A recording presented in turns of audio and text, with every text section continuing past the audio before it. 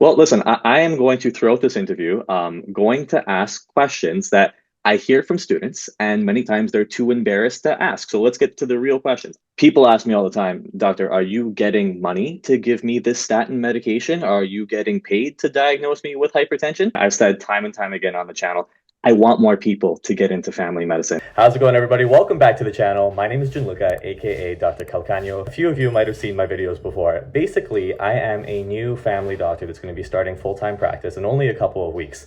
And for today's video, I've told a few people that have watched the channel before, what I really wanted to do ahead of starting practice was to try and bring on a professional, someone that could help us out in terms of managing a practice and managing a small business. Because one of the things that I've heard from students time and time again is that throughout your medical training, there is a lot of emphasis is placed on the medical learning, and it's great, especially here in Canada and the United States. But a common concern is that the financial education, the business education, is not something that is consistently enforced in all cases. So I thought that instead of just repeating the same thing over and over again, we might as well do something about it. And in that regard, I brought on Damien today, Who was so awesome to decide to come on. Damien's from Dr. Care. Full disclosure, as a new grad going into practice, I am working with Dr. Care. I sought them out myself because I didn't feel like I was in a strong enough position to be able to handle managing a business by myself in the beginning. And that's why I reached out to someone that could help out with that. And Damien, feel free to introduce yourself. Gianluca, always a pleasure. Great chatting with you again. I'm Damien from Dr. Care. I'm the Regional Director for Southwest Ontario. And today I'm actually honored to be part of NextGen MD's Next Little Web videocast. A lot of great topics to come up ahead. My main role in the organization is I meet with tons of physicians, either new to family practice, new to Ontario, practicing for 10, 20, 30 years, coming close to retirement. And there's always the same sort of struggles, challenges, and misinformation as well, too, which we're going to cover a lot of that today in our discussions, Gianluca and myself. A lot of them in regards to what's it really like getting into family practice? What enrollment models are there? What type of areas do doctors want to focus on? Is there more of a work-life balance approach? Is there more of a lucrative approach, depending on what model suits people? And the idea is that we're going to have those discussions today in regards to giving you more information, more access to the content and materials that we provide to thousands of physicians across Ontario, let alone the country itself. I've had the pleasure of working with Dr. Care for just about 3 years now, but the company's been around for about 11 years. So Gianluca, thank you once again for having me. I'm looking forward to our discussion today. Awesome, Damien. Listen, I'm going to be honest with you right at the outset. I do have an agenda for this video. I've said time and time again on the channel, I want more people to get into family medicine. It is a profession that I love, that I've trained for years and years to get into. And I hate hearing students come to me and say that they don't want to get into family medicine because they're concerned that they're not going to be able to keep the lights on in their practice. And certainly on the news, I see a lot of that. I also don't want students to have to come to me and say that they don't want to get into the field because they can make a lot more money in another specialty. And that's what I'm hoping that you're going to be able to help some people out with today. I have some questions that I had for myself, and I've asked you already, but I want other people to hear them. And guys, if there's anyone that's watching this video today and you have more questions, anything that you think Damien or myself could help you out with, you're welcome to leave it in the comment section below. And then I'll put in some other things too and resources that you could look up because there's a whole bunch of things that you could read about for yourself. Why don't we start from the basics then, okay? You're a new physician going into practice. You're just graduating your family medicine residency. Why don't we go ahead and talk about the different practice models and your options for which one you should get into and what you can do? Yeah, absolutely. So there's a couple of options to choose from, and I'll give a brief little description on what they sort of mean and what they allude to from a day-to-day perspective. One that's pretty obvious right off the bat is the fee-for-service physician. It's pretty much as it's stated. Every time you provide a level of service, you get paid for that service. You don't necessarily have a roster or panel of patients. You kind of work whatever hours you feel. You work at certain clinics, whether it's one or multiple types of walk-ins. Not really a lot of incentive towards it, as opposed to the other models we'll discuss that are more family practice oriented. Okay. The next model I want to briefly touch upon, it's the comprehensive care model. Okay, this is sort of like a one-man family practice. It's kind of referred to as the CCM model, which probably some of your viewers are already in a CCM model or probably applying to the Ministry of Health to get into a CCM model. It's essentially one of the steps to building a roster. And this is a panel of patients where you're essentially going to get some capitation for it. So not only will you still bill fee for service, sort of every level of visits that you provide, you bill the codes accordingly in your EMR and you get compensated for those visits. You're also going to receive a little bit of capitation as well. This is an incentive to doctors, so that way that they provide ongoing comprehensive care to these patients. They find that the more attention they get from their doctors in regards to ongoing care with the same practitioner, using the same health records, they're going to do much better off later down the line. Where the fee-for-service model, patients may not have an assigned family doctor, and what ends up happening is they're bouncing from different physicians and they're not getting continuous care. Lack of continuous care can lead to other problems on the medical side, which Gianluca, I think you would know a lot about that. And the idea is we want to have more of a comprehensive approach. CCM is like a family doc of one. And Damien, can I just quickly interrupt for a sec? I think that's the first big distinction there.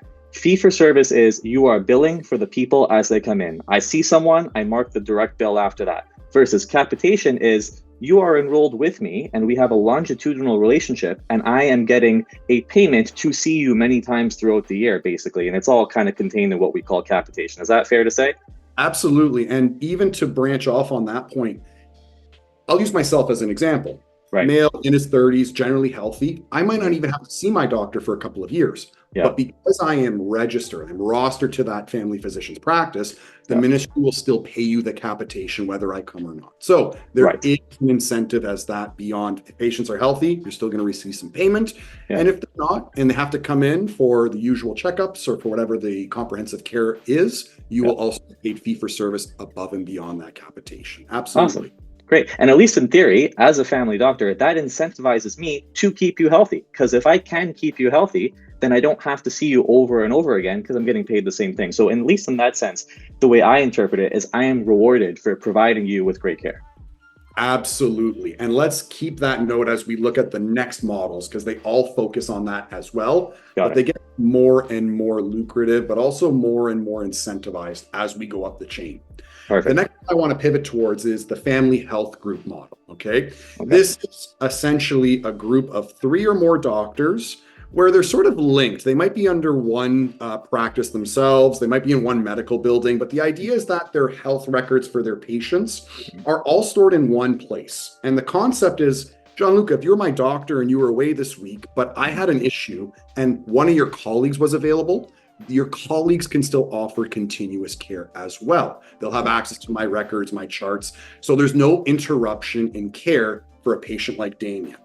And there's further incentives to it. The models are very similar between CCM and FIG, but the idea is you get a little bit more. You get some premiums for your rostered patients, some very basic codes like general assessments, intermediate assessments, mental health, general counseling. You'll get an extra 10% on all of those visits for rostered patients in the FIG because you're collaborating with other doctors, where the CCM model doesn't really see that 10% incentive because you're kind of like a family health group of one.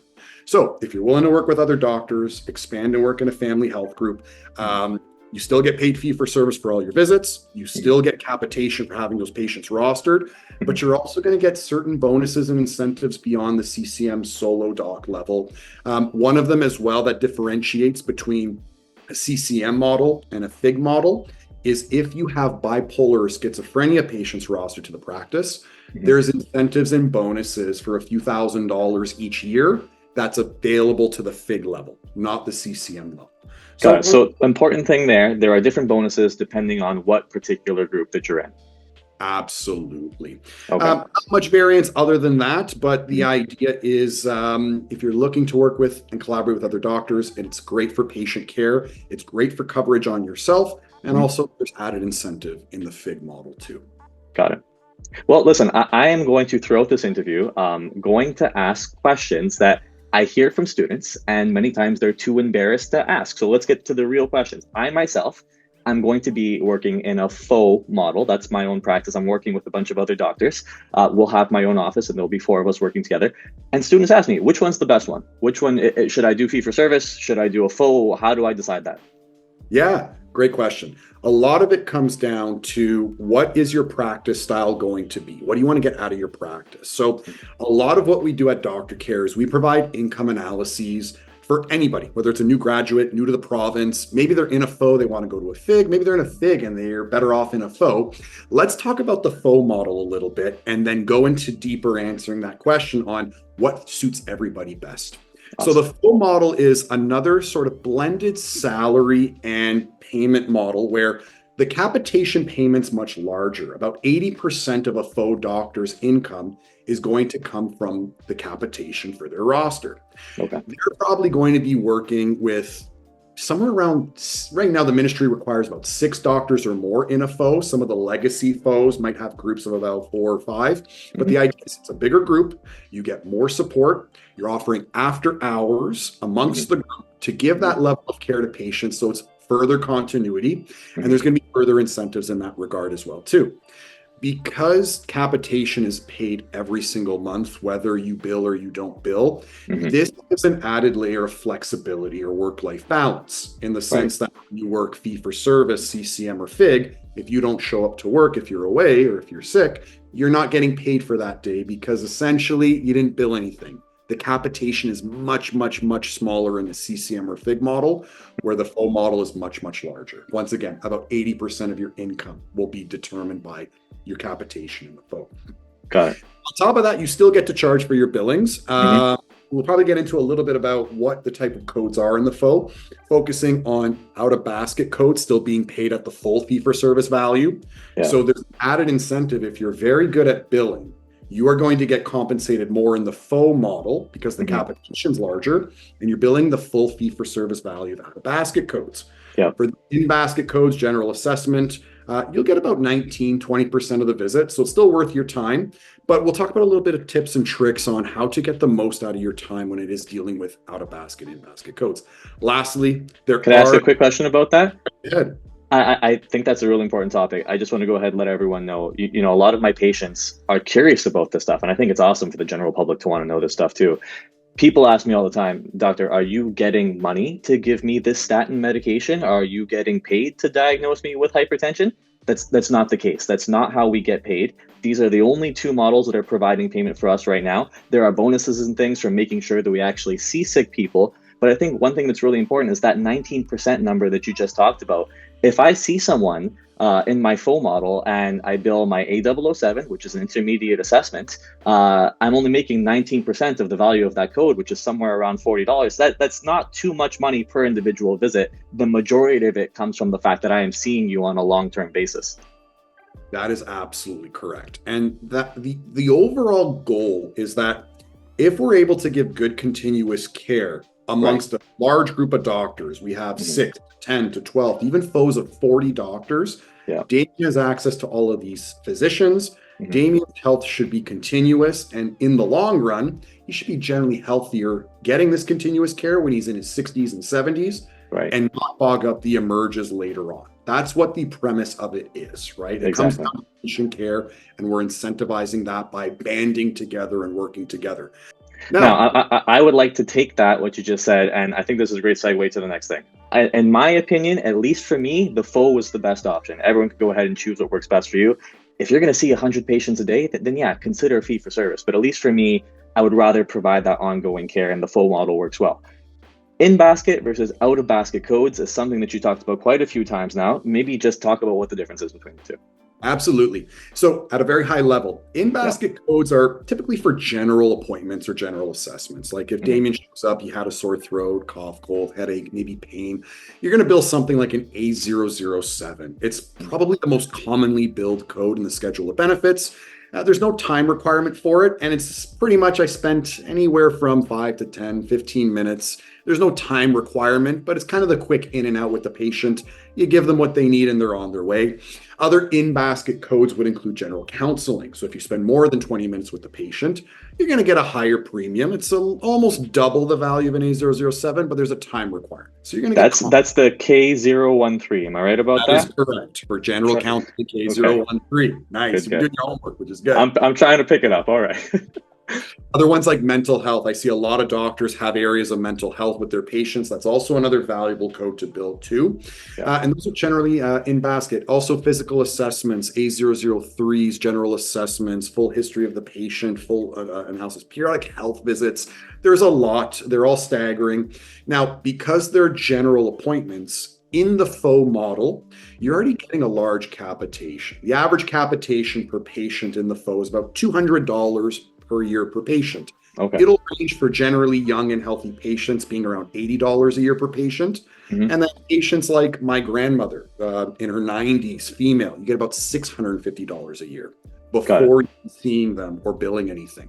So the Now, important point is the older someone is, and there's a few other modifiers as well, obviously the young and healthy people are not worth as much money as the old and sick people because you need to see those people a lot more to give them good care. absolutely. And there's an Got it. incentive towards that also. And so Got the it. idea is, look at Damien. I like using myself. I'm a male in my 30s. My capitation's about $100. So they're Right. going to say he might show up 2 times this year for a sore throat or an issue like this. Mhm. We're already getting his capitation because we know he's going to be showing up. If I don't, doesn't matter. You still get my capitation. But if I do, you're going to get what's called shadow billing. It's a common Right. term in the flow model. That's Mhm. that 19.4% you receive for doing an in-basket service. Got Okay. So you're still compensated for your time, but the bulk of it's going to come into capitation. Mhm. Now let's pivot a little bit. Let's talk about out of basket. This is for complex care codes. So things like Yeah. diabetes, if they're smokers, palliative care, prenatal, if you have fibromyalgia patients or diabetic patients as well. Okay. Mhm. Because we don't know if Damien is diabetic, okay? Mhm. If we don't know if Damien has fibromyalgia, we can't quantify that into his capitation based off of his age and his sex, because those are the Right. two factors that go into determining a patient's capitation payment. What the ministry will do is just say, if you bill him as a diabetic patient, because we Mhm. don't know, we're going to pay the full fee for service value there. Got it. The reality is that doctors are not fully aware or confident in how to or when to build these out-of-basket codes.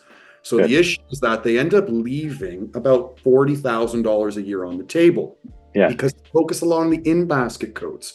What we want to do is we want to help doctors be confident in their billings, be confident and get compensated for all of those diabetic checks, all of those questions with smoking, the prenatal codes, if they do palliative work, if they are doing any hospitalists or home visits. Home visits is a bit of an in-basket code, but again, we get a lot of questions based around that because they're defaulting to the A007s or the KO13s when they could be billing more accurately, billing smarter, harder. Let me just pause you there, because that was what shocked me being in residency, right? You could have 2 doctors that are doing the exact same work. They are actually providing these services and they are doing good patient care and everyone's happy with them. The issue is one doctor, and I know you said $40,000. I've seen doctors that don't know the right codes that are choosing to default to these lower paying codes, even though they're doing the work. And they're missing 50,000, 60,000 or more. And I've seen it, and it's unfortunate because then what happens is that $70,000 in some cases goes towards your overhead. And that goes a long way towards that. And I think that one of my, reasons why we're doing this is because if I could get more people to take advantage of the work that they are actually doing, cover the cost of their overhead, that's already one less barrier to getting people into family medicine. So for that, thank you for kind of highlighting that. And that is making sure that you're seeing the patients with diabetes, your patients that are smokers, your patients with fibromyalgia. These are people that need care and you should be seeing them and you should be getting compensated for the work that you're doing. Yeah, absolutely. And it's a challenge. It's probably the biggest struggle because time is always tied to this, right? Like how much time am I going to spend? How confident am I? Everybody kind of defaults to the path of least resistance. Right. We do a very good job at assessing practices and identifying what the doctors are doing very, very well and encourage them to keep doing that. But then we also learn a little bit about what they're doing, but not getting fairly compensated for. And it tends to be quite a large delta early on when we do these analyses. This happens at the FO level, it happens at the FIG level, it happens at the CCM level. I would even argue it happens at the fee for service level, right? Without any capitation, because again, you might be missing out on, the list is long, but things like STD, STI counseling, that happens at the fee for service level whenever they do screenings. There are special codes for that pay higher premiums regardless of in basket, out of basket for those docs. So we always encourage them, if you have questions, like we have a very expansive library of resources online, reach out to us, inquire to Doctor Care, because as much as every practice is very unique, because we've dealt with thousands of different physicians and thousands of different types of scenarios, we've kind of seen it all. We've kind of touched upon everybody in their practice styles. And we can almost kind of guide you in a sense as to, is this the focus that you want to go towards? This is the upper limit. And we want to show you what the upper limit is, because you might actually take on more patients, or you might get into long-term care, or you might actually start doing more palliative work, because now you understand the potential of income. That you're not wrong. Again, 50,000 plus is something that we have seen in discrepancies. And it does go quite higher depending on size of practice, age of practice, etc. Got it. And yeah, that was actually my next point. Can we touch on some of these high kind of need to know codes that people are missing? And I think we've done a good job so far. Is there anything else that you would tell, the emerging physician to look out for in terms of out of basket codes that they should not be missing and they should pay attention to? Yeah, absolutely. Right when we get started with any of our physicians, we always like to put a heavy emphasis on the out-of-basket code K030. This is the diabetic visit code. Out-of-basket, $41 now, I think, since the latest rate increase from the MOH. Okay. But it triggers a $60 bonus when you see a diabetic 3 times in a row in a year. If you're not billing this code, forget that you're charging at a lower rate. You're leaving a $60 bonus for each patient who you're seeing 3 times for diabetes. Most doctors are seeing their diabetics anywhere from 3 to 4 times in a year. So essentially, they could be missing out on that code.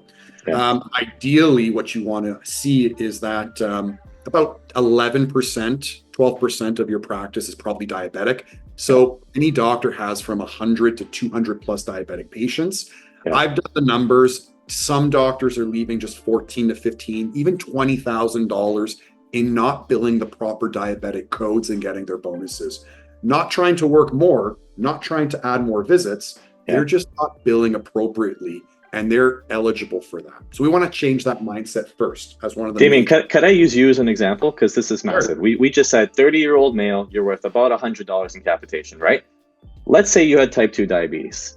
And as your doctor, I should be seeing you at least 3 times a year to check in on your sugars, to make adjustments to your medication, whether or not you're on insulin. I'm going to be seeing you for those times anyways. So if I'm not billing those codes, I'm missing out on $40, $120, plus that $60 bonus for going ahead and actually seeing you those times. That's $180, brings your total up from 100 to 280. And just to drive that point home, that's why that's so important that you take advantage of it. Absolutely. And that's the one advantage. If we're going to pivot a little bit to the faux model, there's no other model like FIG or CCM that will pay you $100 in capitation for Damien. So even if you're an accurate biller in the FIG model, the CCM, or the fee-for-service model, the most money you'll make is in the faux model, granted Damien in that scenario, because the capitation is large and the out-of-basket portion is always paid in full. Great example. Okay, good. Any other ones? Yeah, let's go through a couple more. Smoking is a major one. The smoking cessation codes, EO79, it's an add-on code. And it's sort of phase 2 that we look at. Once doctors get very, very strong and comfortable with diabetic billings, we say, hey, doc, you only billed 1 smoker in the last 6 months. I'm pretty sure you have a lot more than just one. And they laugh and they say, you're right. I always forget about the EO79. It's an extra $16 that you can add to codes like A007, K05, K013, etc. And the idea is what ends up happening is that it'll boost the value of an in-basket code, whether it's fee for service or whether it's paid at that shadow billing rate, by a full $16. About 16% of a doctor's practice are smokers. So essentially, you shouldn't be billing just one. You could be billing 200 to 300 patients in an average practice at that $16. We know it's happening. I don't even ask doctors if they ask. I know they do it. My family doctor asks me, but they're not billing for it when they're submitting their claim. So again, bringing more light, bringing more confidence, billing the smoking. And again, the takeaway here is that people that smoking as a determinant of someone's health is costing the system I don't even know how much money per year, millions around the province. So incentivizing us to talk to people and trying to get them to stop smoking cigarettes, big way to both save money and improve people's health. I'm just trying to stay aware of the time. I'm going to move things on. We'll put a list of a whole bunch of out of basket codes if that's okay with you. Absolutely. My last question, and then I'll throw it to you. I hear from people all the time that they're like, hey, I'm first year medical school. And on the one hand, I would like to do family medicine. But on the other hand, the neurosurgeons, I hear they're making all this money. Can a family medicine doctor make neurosurgeon levels of money? And I'll tell you just at face value, the answer is usually no. Usually I can't cover that full gap. But in the spirit of trying to maybe shrink that gap as most as you can, and things to remember, guys, that there is no limit. No one's saying that as a family doctor, you need to work 20 hours a week, 30 hours a week. The neurosurgeons are working many, many hours, and you could choose to work those hours in family medicine, in a hospital, in an emergency department, doing palliative medicine, like Damien had already talked about before. Damien, if someone said to you as a family doctor, how do I close that gap? How do I provide good care, but also make more money? What do you tell these people? Yeah, great question. We get it all the time. I've had the honor of assessing probably close to 1,000 practices. And it really comes down to what the approach is. If it's a faux doctor, the best way is to grow the roster, increase your capitation. 80% of that is there.